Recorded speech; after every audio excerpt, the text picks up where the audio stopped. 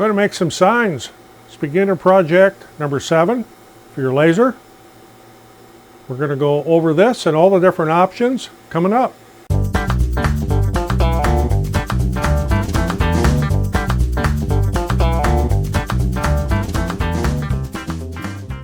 I'm Roger, welcome to the shop, and this is beginner project for your laser number 7 in the series. And this one here has got a little bit more advanced, but there's a whole lot more options with it. And we're going to be making signs and different types of graphics and different options. And there's all kinds of different things you can do. This here is just one. And what this is all these pieces are laser cut, and they're painted, and they're all layered and glued together to this board. And this is just a piece of cedar fence picket. And all of this graphics here was cut out of Dollar Tree plywood shapes. So you won't have much invested here. So let me take you on the computer here and show you what all the different files are, and we'll get going with some of the options. Okay, to get started here, you're going to need to open Lightburn, and I've already got it open here, and I've got the Ortur Laser Master 3 laser chosen, although I'm not currently connected to it. I am offline, but I'll show you how to get some of these graphics laid out and what you get in this package. So I'm going to open that file up. Some design graphics. So you're going to get this big mass of things here. And what I'm going to do is show you how to use your Lightburn workspace here as a storage area for some graphics. So there's a lot of options here and a lot of different things we can do. For example, this right over here, this, I'm going to grab more than I wanted to there. This is a watermelon slice that you can do in pieces and then layer it if you like. So we're going to kind of move that out of the way here. Now I'm going to start taking some of these graphics here. I believe I have them all. No, I don't have them all grouped. So we need to move the welcome part there, and we'll move all of that down out of the way.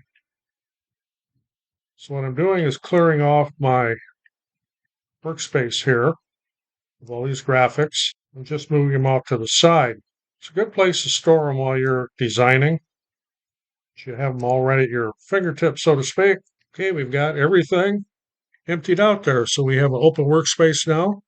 So now we need to kind of know what size our piece is going to be so we can get something laid out and something designed. I'm going to start out with showing you how I cut out the pieces for the sign I showed you there, the color one at the opening here that is layered. That's on a piece of cedar. My graphic up here says hello. That is made out of 3mm plywood. So I brought that down in here, and the size of it up here is 10 3/4, 10.3 wide, a little over 2 inches high. So you can make that bigger or smaller as you wish. And the way to do that and keep the things in proportion, for example, I wanted that to be 3 inches high. Make sure your padlock's locked up there. I can just change the height to 3. Now it's taller and, of course, wider because it kept in proportions. I'm going to take that back to 2. So I would be cutting this out of 3mm plywood. Now, if you look over here at layers, I have these marked where the first layer here, line or 00, is a line cut. It's 300 millimeters per minute at 90% power and 2 passes. Should give you a good clean cut on 3mm plywood. Now, maybe you like a little bit different kind of hello, or maybe you want it to say welcome.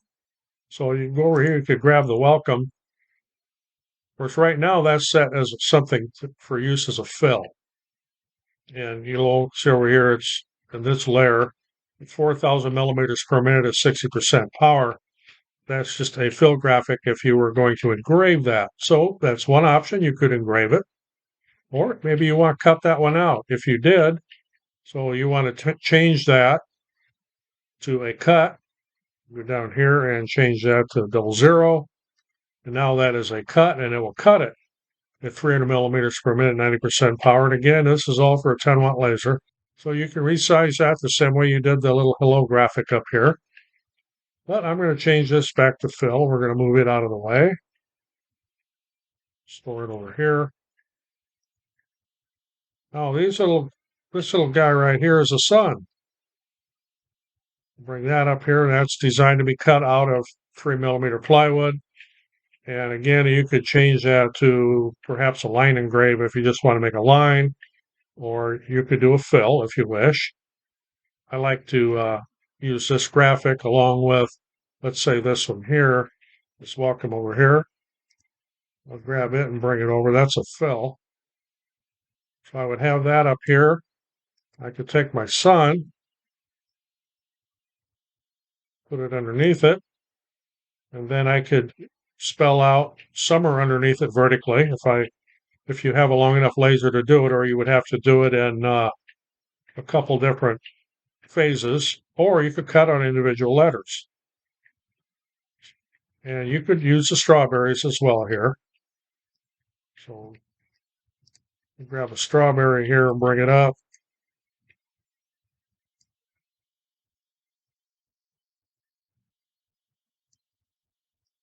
Get down a little bit. Some leaves on it.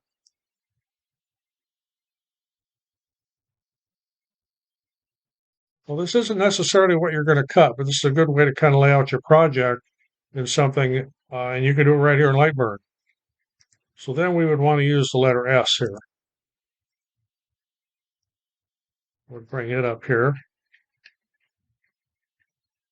So these are all separate components the way I'm laying this out right now.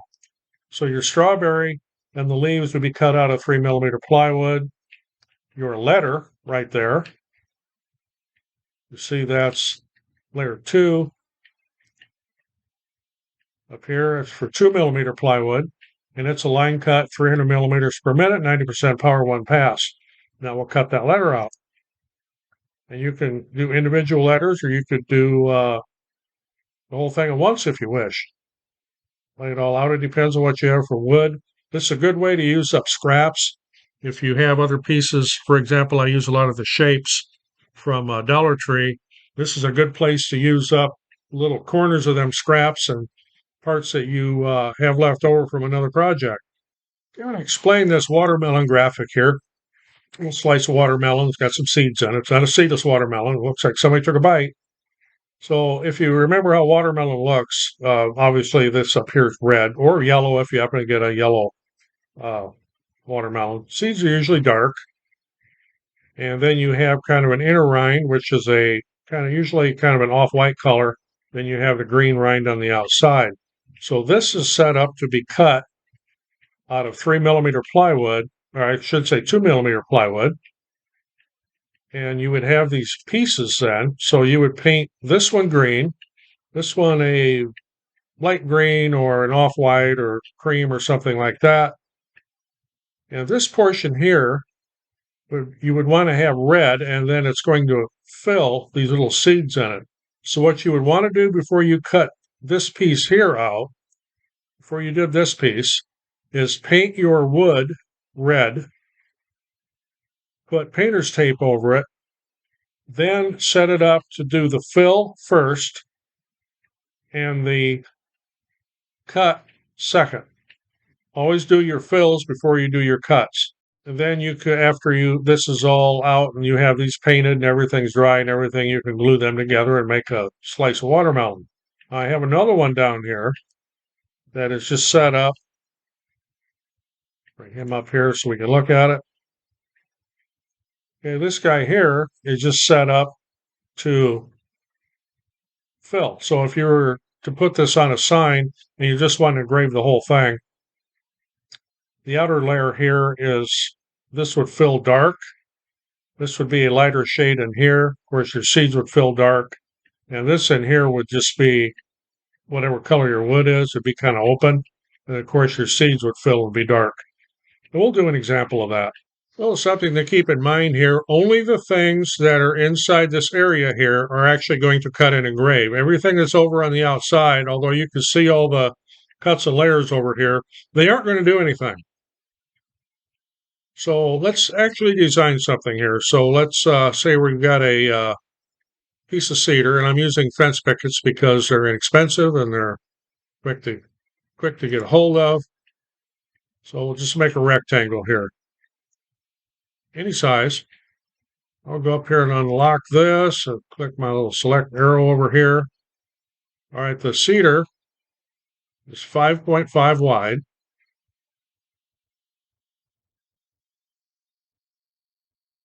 And since we're limited on length here in this laser, let's make this 16 inches high. That was actually a bit much. Let's go with 12. You can relock your lock there. While that's still highlighted, go down here to T1. So that is now your tool path. That does not engrave or cut or anything else. It's just a layout guide. So let's go over here and we're going to engrave this entire sign here. So we'll grab this little welcome.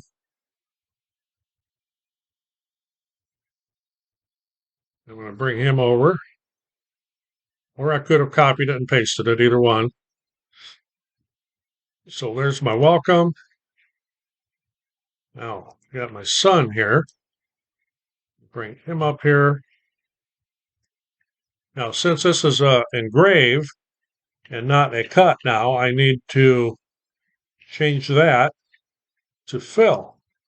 So I'll go down here and go down layer 1. So that's now a fill. Now we need to put some letters in here. You can grab these letters.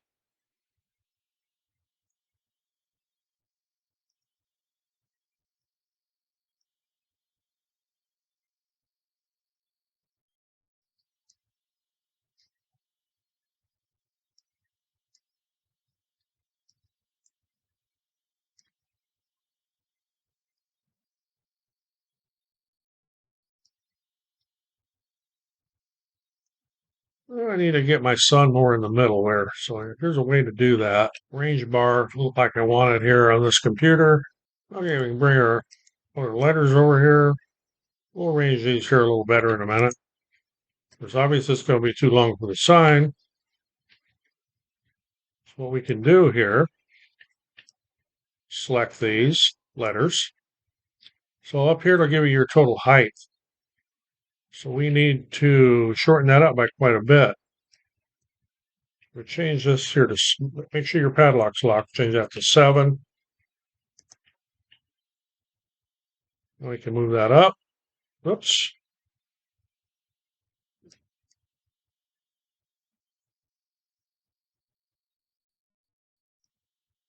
We can move this back up onto our sign. Well, we want to get these all aligned vertically. So you go up here to align selected objects and along their vertical centers. That gets them all straight up and down. Now from here, it's up to you if you want to add some things to the sides. Maybe you want to add some strawberries or you want to throw some leaves in there. You could do whatever you like to do along the sides of it. Oh, something else we need to do here with our summer here. So we need to change that to layer 1, which is fill. So there would be our engraved cedar sign. Now, something else you can do with this sign, if you want to jazz it up a little bit, is take your sun back out of there. We will be using it, but we'll be cutting it out. Change that back to layer 1. So I'm going to cut this out, and then I am going to paint it yellow, and I'll put it in this spot up here after this is all engraved. So there's another option you can do. And I'll show you what that looks like, but on a long sign. Okay, another option here. Let's select our tool path here, turn that 90 degrees. Rotate that 90 degrees clockwise. Now we have a horizontal sign. So let's say we're going to be Simply Summer here. Bring the Simply word down. And obviously that's going to be kind of big. We're going to shorten that up a little bit. Make that 1.5 inches high.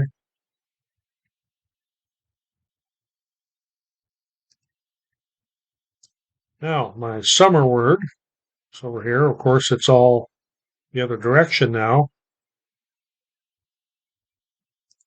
If I can grab these letters, back over here, I can select those. And we want to get those into the center. So since I just moved all those letters over there, we want to group those. No, we don't.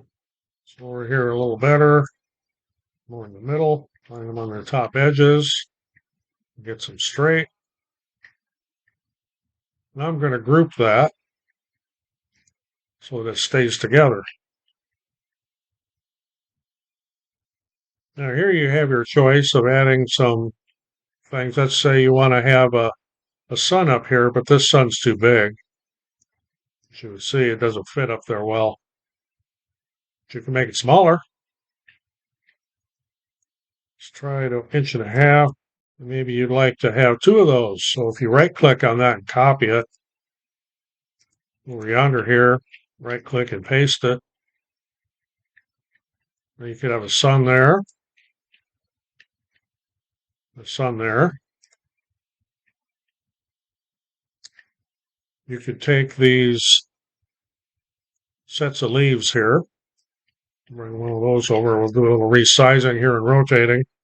So let's rotate that 90 degrees clockwise. And we'll need to shrink that down in height. Let's see how 3 inches looks. And you can right click on that and copy it. Over here, right click, paste it. Now we want to mirror that to flip it the other way. That's what this does right here. It mirrors. So that flips it the other direction. You could add some leaves up there. Then you could take your watermelon here. This is all engraved. This is going to be all engraved when we get done. Of course, that's going to be too big. So we need to make that a little smaller. That down to 1.5. See how that looks. There would be your watermelon slice. Now, since this is all going to be an engraved, I want to set this to layer 1. Layer 1. All this is set to fill. And we want our letters to fill. So how would this look? You go up here to your preview, and it'll look like that. It'll take 32 minutes to engrave. Now you can also take all these components and cut them out in either 2mm or 3mm plywood, and then paint them, and then paint your backboard and glue everything together. So as I mentioned, there's a lot of options you can do with this particular setup, and we are actually going to engrave this little sign right here. At the laser here, again, it's your Tour Laser Master 3. I'm going to be doing this particular engrave on, and as I mentioned earlier, you may see several different lasers throughout this video. This was going to be a little bit long because it has all these different options in. So I've got this set up. It's home. I've got my piece of work in here, and it's been measured, and I've got it set on my layout grid. That's what's nice about having the layout grid. I can set it, know where it needs to be, because I'm working from absolute coordinates. My work starting from center. Again, if you are working from current position or user origin, you're going to have to lay out your piece accordingly. And if you're working from current position on a laser, for example, it has no limit switches, you can take your piece of material and make it very light, go diagonal on that. You can find absolute center. You can set your laser to center, and then you can frame from there. Here, I do not really need to frame this, but I'm going to do it anyway, just to double check.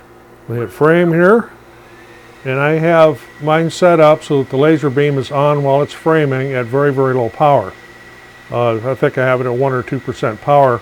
That way I can see exactly where the outside of my tool path is as it follows my piece of work around.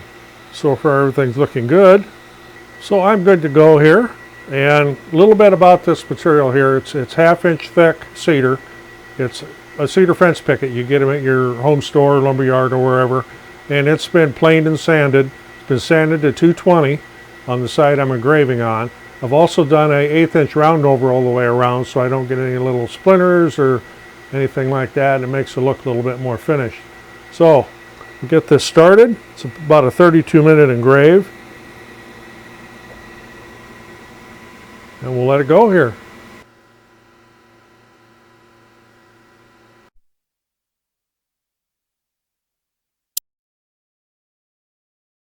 Well, as they say, anything can happen. Right there, my laser came unplugged while it was running. I don't know why it did that. I am going to have to look at tying this in a little bit better so that that can't happen again. And I get to start over.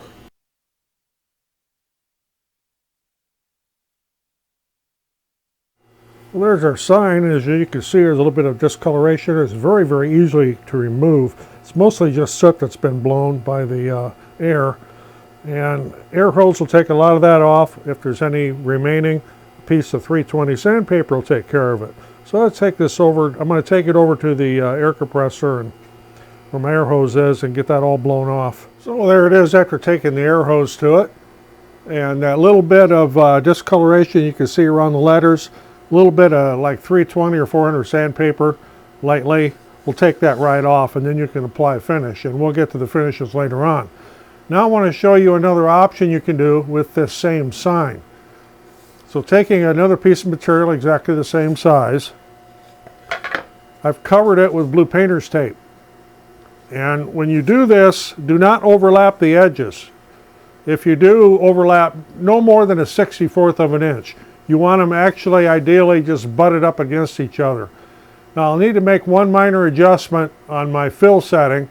Whereas we were engraving fill at 60% power, I'm now going to take the fill to 70% power, but leave the same speed. The reason for that is because now we're going to be going through this tape and the adhesive. And why am I doing this? Because then we are going to color fill it, and I'll be showing you how to do that. So I'm going to get this set up, and I'm going to engrave exactly the same sign, that little minor change in power, and then I'll show you how this will color fill.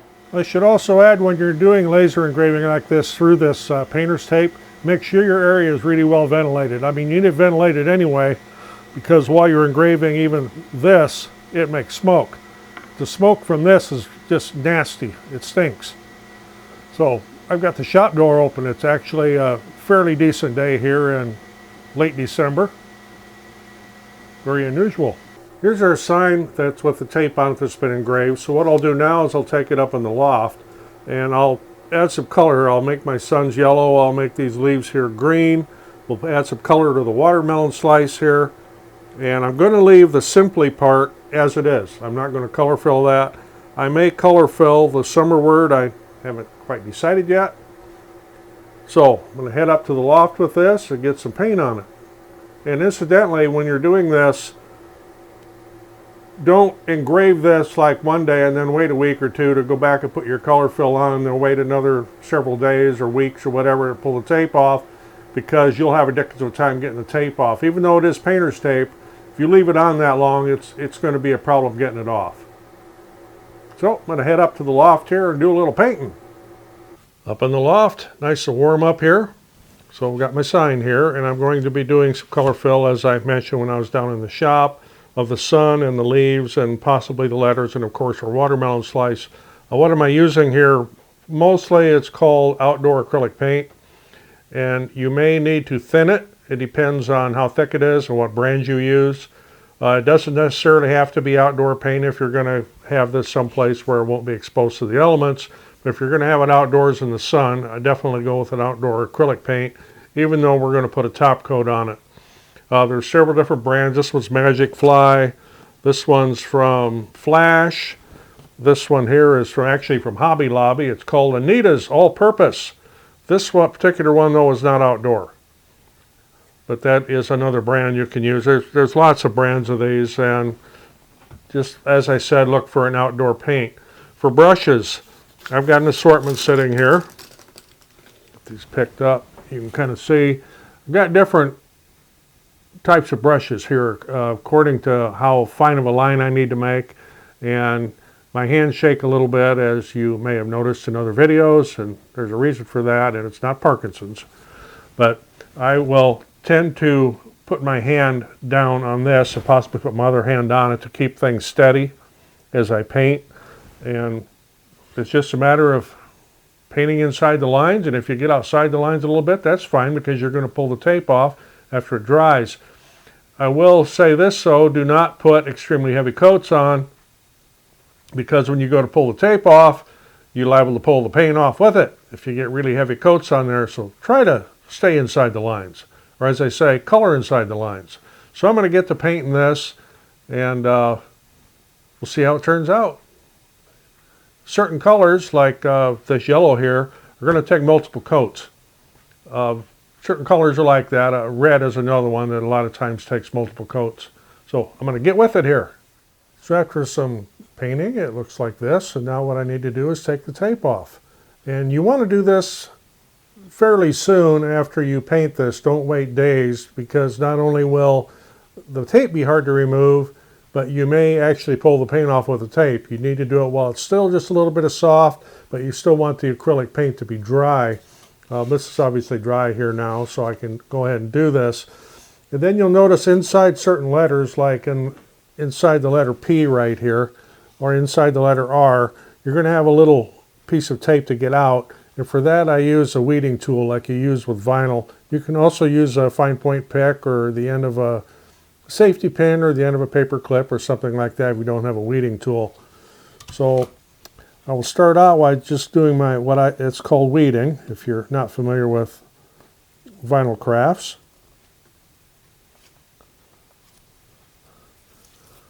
Well, for example, there you can see now in the middle of the P. And the other place I need to do is this R, like so. And I will have a little piece around this watermelon that I'll get to when I start taking the rest of the tape off.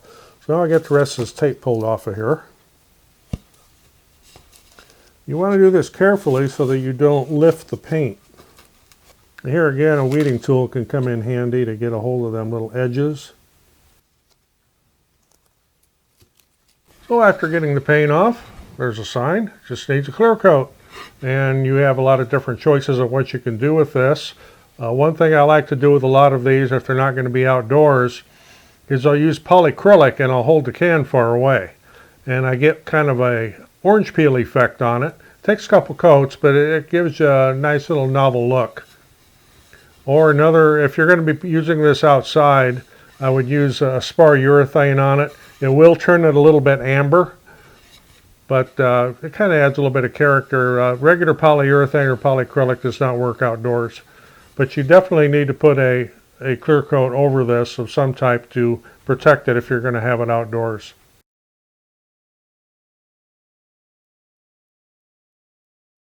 Now, to make the Hello Summer sign, like you see there with the blue background, and it's just a piece of cedar, you are going to need 6 of these strawberries, and you can decide which way you want them to face. So I got some facing to the right a little bit, some facing to the left. So you need 6 strawberries. You'll need 6 sets of leaves. You'll need the word summer and cut those letters out. You'll need to cut out the strawberries, cut out the leaves. You will need 2 of these suns right here. And you will need this hello graphic right here, cut out of 3mm plywood. I encourage you to use 3mm, not 2mm for that, because when you get out here and these little guys, they get a little bit fragile. And you don't want to shrink that graphic down any more than it is. You can certainly make it bigger, but don't shrink it any more than it already is, or you may have a problem with it breaking. You could also use this welcome graphic right here. You can just change that to a cutout, clicking on the first line right there. So that would be another option there. Change that back so I don't forget. Or you could paint your board, engrave this or this. I got back up a little bit. After you paint your board, let it dry, cover it with blue painter's tape, do the engrave. So you'd be wanting to do this engrave up here, this fill engrave. And after you are done with that, you could take your tape off. That would be, of course, a black engrave in the wood. And then you could put your other components in underneath. And I'll show you how to assemble one of these. It's not as difficult as it sounds. You heard me mention earlier about using scraps left over from other cutouts you've done. Some of the components of this is ideal for that. For example, these little strawberry leaves here. You just bring that up, and I'm going to put that in the center of my page. So I'm working off absolute coordinates here. Then just lay your scrap in there. Cut out these little components, as many as you need. Again, I'm using 3mm plywood for those. Same thing with the strawberry. Regardless of which direction shape you use, you'll probably have spaces around on some of your previous projects where you can cut that out. Even the letters here on this 2mm plywood I use for the summer, because these letters will actually go here. And it looks like this when you're done. It'll be going on your sign like that.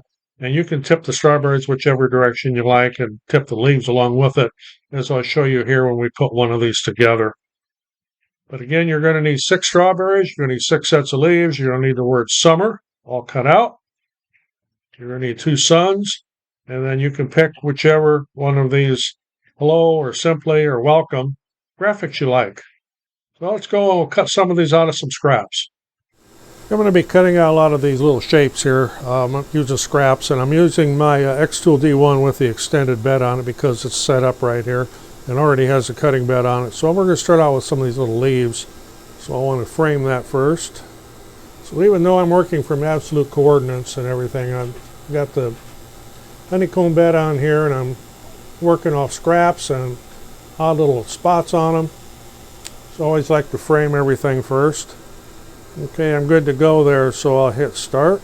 And you may get a message that says some of your graphics are outside the work area. Do you still want to continue? Just click yes. Sometimes that comes up and sometimes it doesn't. As you can see, you can get a lot of things out of scrap.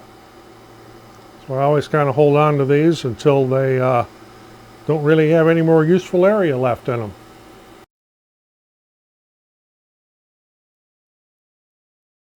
Various ways to finish these and paint these letters and shapes.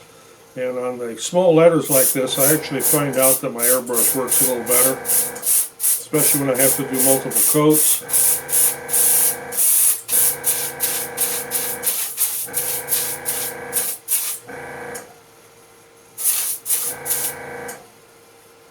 On the really small letters, you may need to hold it down a little bit. This particular letter right here has a dark stripe on it that was in the wood. I'm trying to get that to cover. You can also do this with a brush. Okay, once you have all your pieces painted and letters and cutouts and flowers and strawberries and the leaves and all that, whatever colors you choose, then we're going to do what's called a mock-up. And I need to get some pieces of wood to use for my mock-ups. And I think I may paint the background on 1 or 2 of them. So that'll be my next step. Of course, after you do these letters, let them dry at least overnight before you start trying to do anything with them.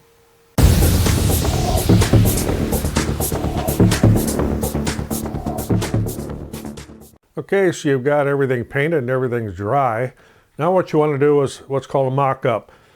This is a cedar board here, French picket board, and if you get one that has a lot of knots in it in a section, I try to pick ones that are as knot free as possible, but you always have a section that's got some knots in it.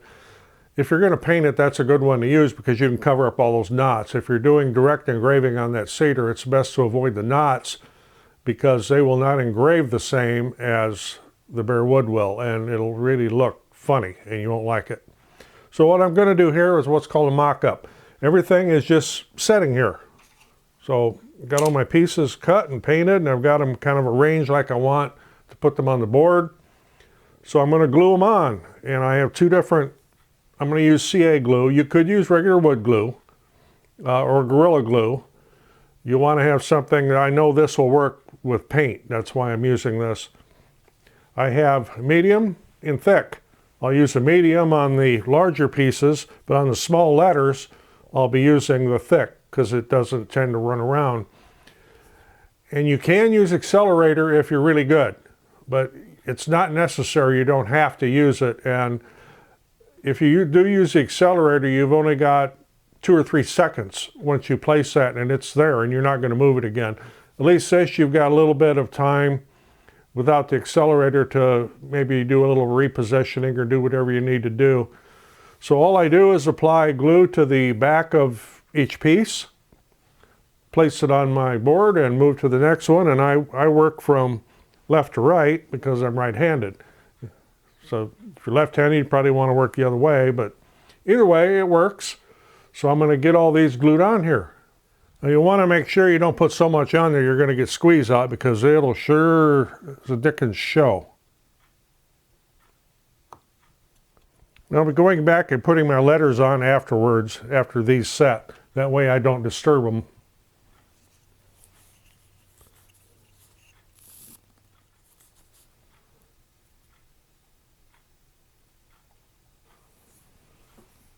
So once you get all your parts and pieces, I don't know if I can get all this in the camera frame here.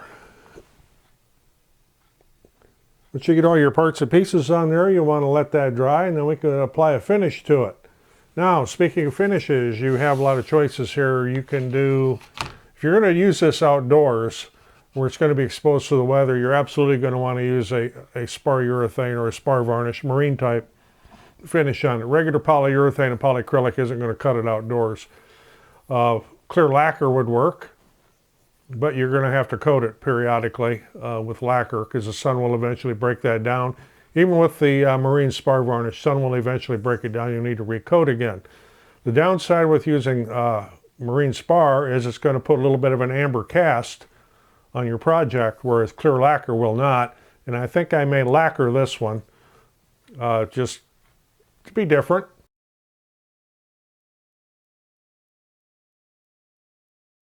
So I know I'm going to get asked, why don't you just have all this stuff in a library? Well, I do, and the library will be a part of the download should you decide to download this package.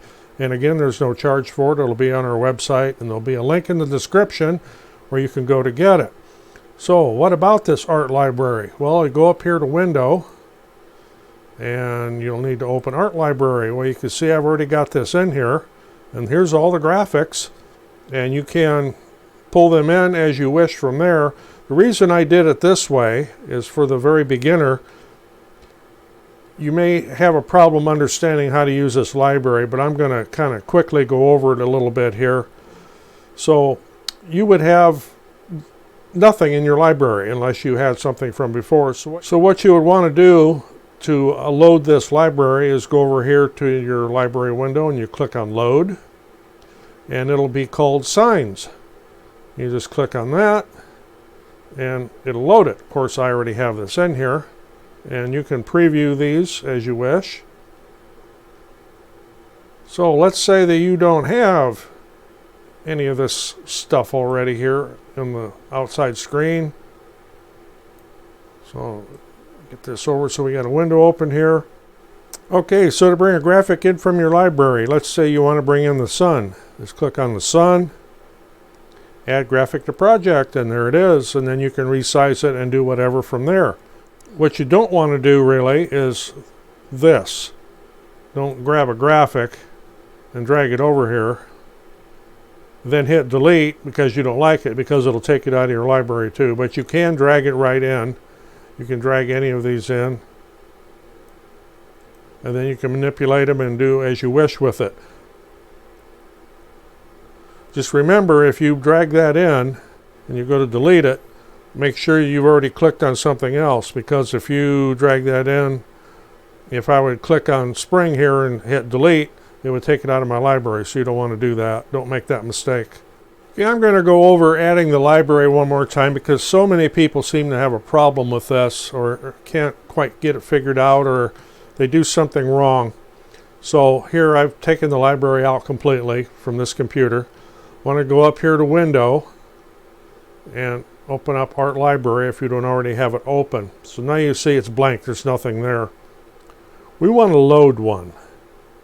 So I'll click on Load. This will be in the package that you download from us. Just click on that, open, there is your library. And you can do as you wish with it from there. Again, I put all these other graphics on here to surround it into the work area because it's very, very easy for the beginner. But here again, you can not use all that stuff. You can just delete all that stuff from the outside, use your workspace, and pull everything in from the library. So I want to add here that you can also load the library for the cuts and layers. If you don't already have the library tab open down here, you can go up here where it says window and go down here to where it says library and check that, and it'll open that up. So of course I already have this loaded, but here's how you would load this package. And here again, some people have a problem with this. That's why I specified all the cuts and layers as we went through these different parts. But you can click on load, and it'll be called sign package, and it'll be in with the all the other graphics and everything here for this project. Just click on that, click open, and your library is loaded. And you can expand these as you wish. So here's just a few things you can do with these different designs, and you can even take a sign like this one here for Hello Summer and make it a Welcome Spring. There's all kinds of different things you can do with this assortment of graphics and finishes. So now let's get into talking about what I use for finishes. So again, with finishes, you're going to want to use something suitable for the environment it's going to be in. For example, outdoors, you're going to want a spar type varnish. For example, this here, this is made by Minwax Helmsman. It's a spar urethane. It says so right on it right there. This is good for outdoors, and it'll protect your wood pretty good. You got to keep up with it though. Every, say, 2 or 3 years, if this is going to be outdoors constantly, you're going to have to do a little bit of sanding or recoat with the spar urethane. So another choice for outdoors or indoors would be this clear lacquer. And you can get, this is gloss here, you can get this in satin, semi-gloss. It runs a whole amok. Same thing with the spar varnish. You can get gloss, this is semi-gloss here. You can get gloss satin or the semi-gloss. Again, this will put a little bit of an amber cast to your project, and so will regular polyurethane, which is the next thing I'm going to talk about. This is good for indoors, and here, this is made by Minwax. I'm not sponsored by any of these companies, just stuff I buy to use. So Minwax polyurethane says fast drying. Well, it is sorta, unless you're in a cool environment. And here, where it's usually in the mid-50s in the wintertime, this doesn't dry real fast. It takes a while.